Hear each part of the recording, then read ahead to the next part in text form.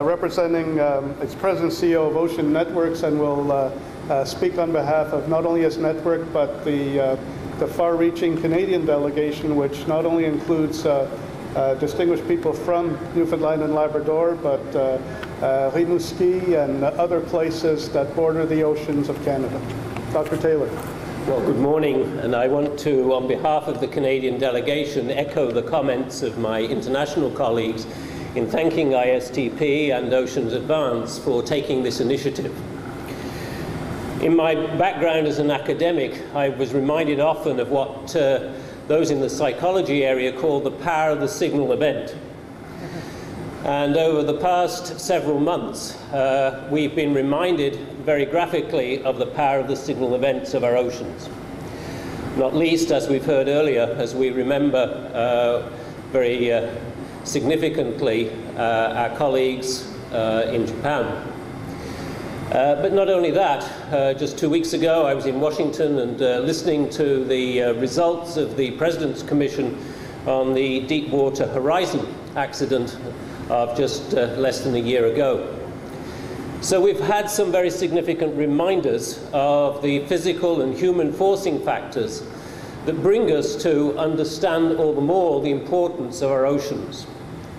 We've been reminded this morning, quite rightly, of the bounty of the oceans, of the resources that they provide. In other words, the opportunities, the very positive opportunities that those oceans represent, and especially here in Newfoundland. And we would share that same spirit, of course, across the country, whether that's British Columbia, whether that's Halifax, Dalhousie, whether that's Rimouski, or other parts of our country where oceans is a very significant part.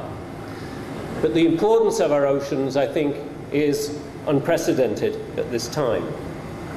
It's a privilege for me to speak on behalf of our Canadian delegation this morning and then later today, and remind us of the fact that, as others have said, it is a coast-to-coast-to-coast activity. The Atlantic, the Pacific and the Arctic. And that has, I think, positioned Canada in a particular way to take international leadership. And there's been a long and celebrated history in Canada of science and technology related to oceans. And that's been very significantly a multi-sectoral activity for a very long time.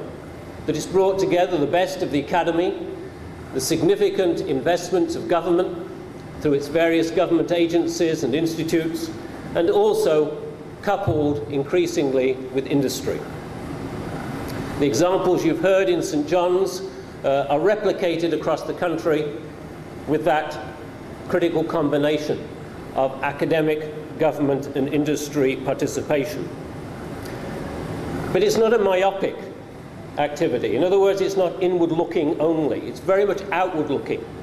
And many of those connections that Canada has forged and formed internally have had their international connections.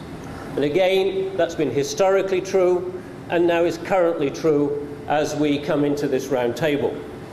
And we celebrate that opportunity to learn more from our colleagues in India, Israel, China and Brazil, and share together with them. We're going to talk about the science and technology nexus, what brings those two together. The fact that science challenges push technology development, and the fact that technology development in turn enables science advance.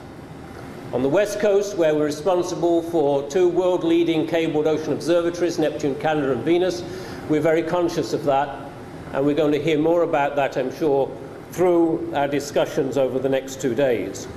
So on behalf of the Canadian delegation, we look forward to those discussions and through them strengthening our international linkages and thereby help us to address all the more both the opportunities and challenges that our oceans represent. Thank you very much indeed.